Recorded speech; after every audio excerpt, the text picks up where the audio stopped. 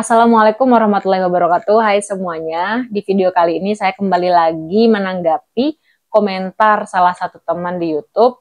Sebetulnya ada banyak banget komentar dengan cerita yang berbeda-beda karena saya juga cukup kaget ya dengan satu video yang saya pernah upload tentang TBC itu banyak banget komentar respon dari teman-teman yang punya pengalaman penyakit TBC yang sama tapi dengan cerita yang berbeda-beda dengan keluhan yang beda-beda.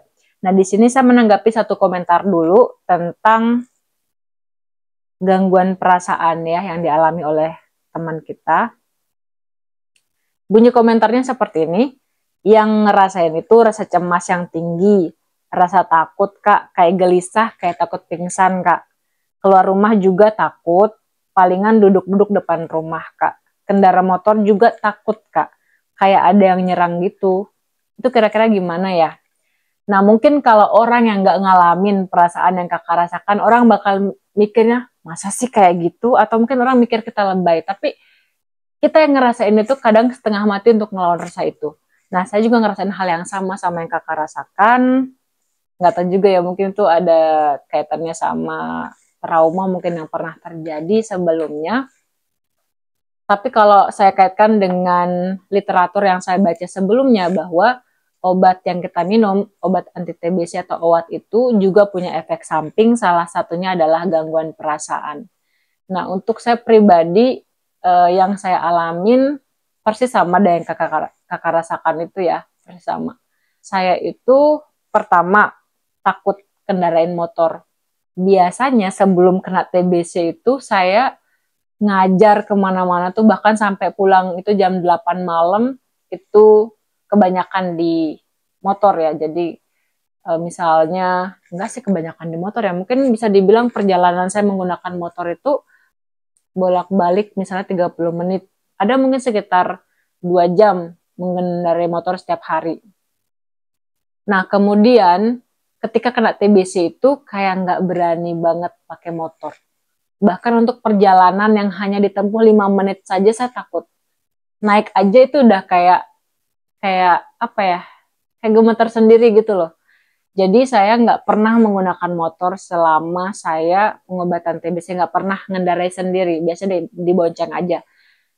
Terus setelah itu selain takut kendaraan atau nggak berani pakai motor lagi, saya juga itu ngalamin gangguan perasaan kayak keluar rumah itu takut. Jadi biasanya ditemenin sama adik saya atau mungkin sama ponakan saya kalau keluar rumah.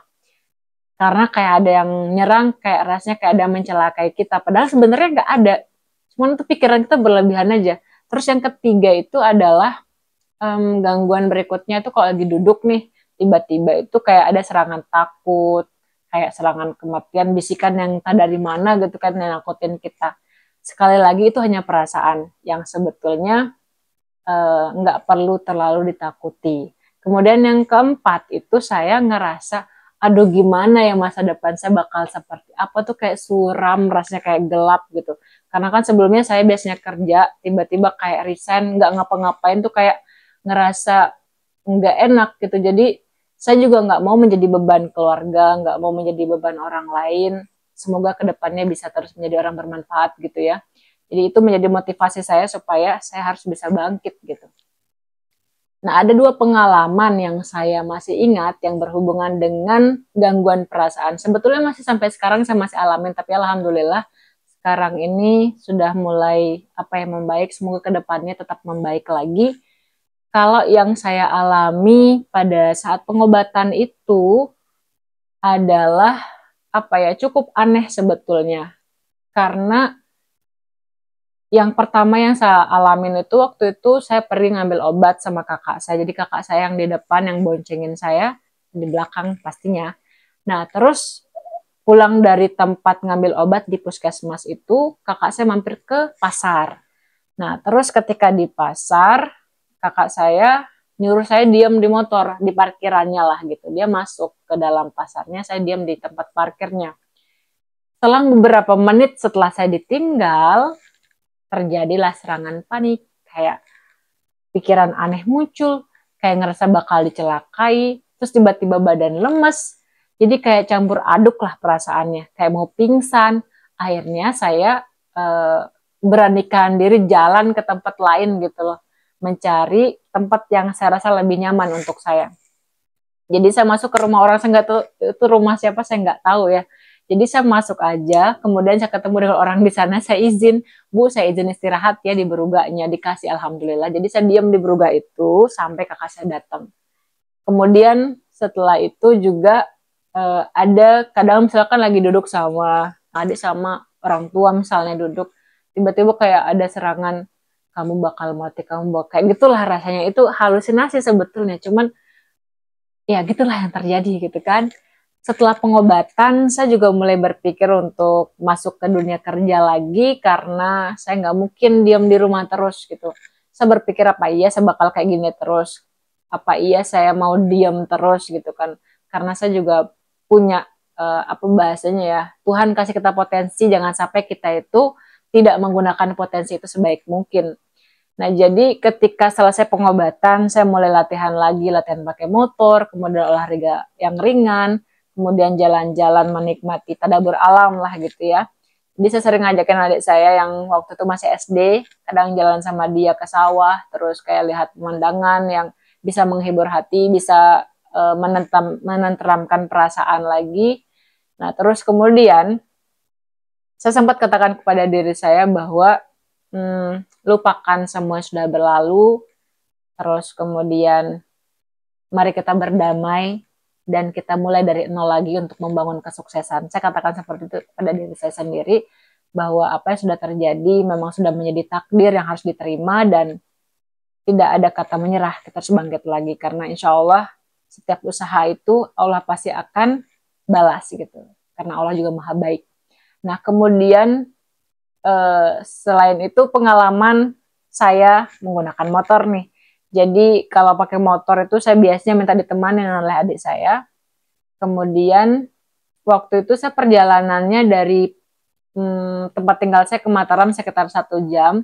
Jadi ketika berangkat saya minta adik saya yang di depan dan ketika balik saya yang di depan. Jadi saya beranikan diri dan bahkan saat itu ngelawan rasa takut itu kayak apa ya, cukup menguras tenaga karena kita ngelawan diri sendiri gitu loh.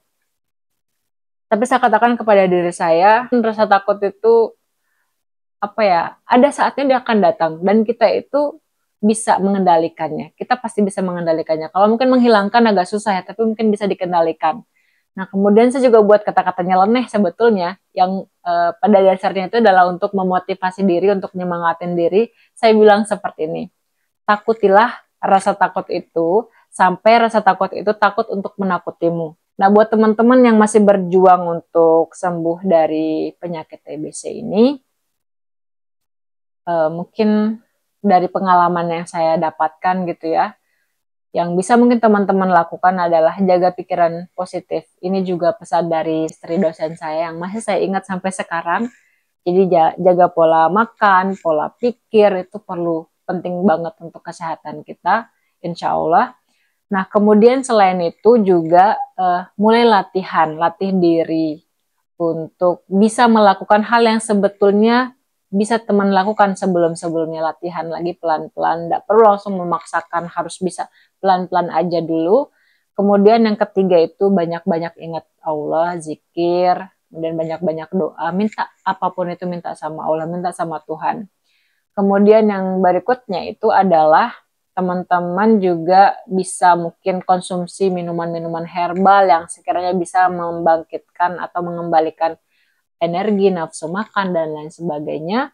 Olahraga yang ringan saja, dan kemudian lakukan hal-hal positif serta cari support system yang bagus.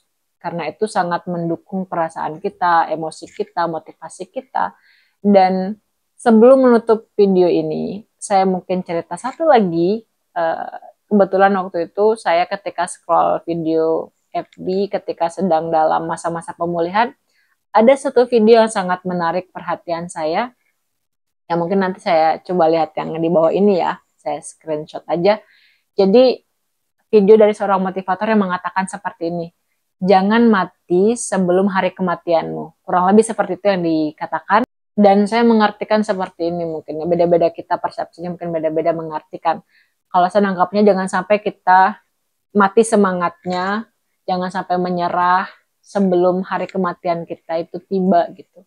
Karena apa namanya, selagi Allah masih kasih kita nafas, kasih kita kehidupan, kita masih bisa berjuang. Karena sebetulnya hidup itu adalah perjuangan.